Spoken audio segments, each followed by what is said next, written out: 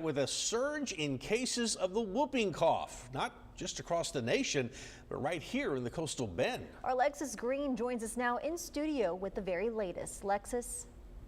Thanks, Leslie and Mike. Nationally, there have already been around 6,600 cases this year of whooping cough, already 4 times that of last year. Well, here at home, we're seeing more than double the cases we did last year, and it's only April.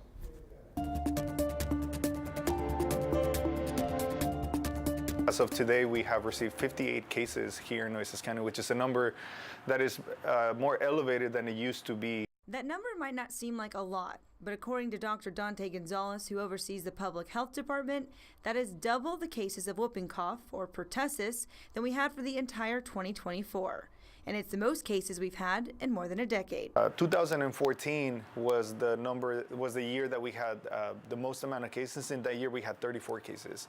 We checked in with the local pediatrician, Dr. Eric Baggerman, who says although anyone is susceptible to whooping cough, the virus is especially dangerous for infants.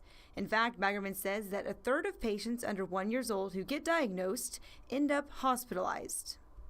I actually saw patients in the clinic who'd been diagnosed in the emergency room with pertussis, and 2 of those, which is quite a few for a single pediatrician, in this short span of time. So I'm not surprised when I see the numbers statewide and nationwide and really worldwide increase.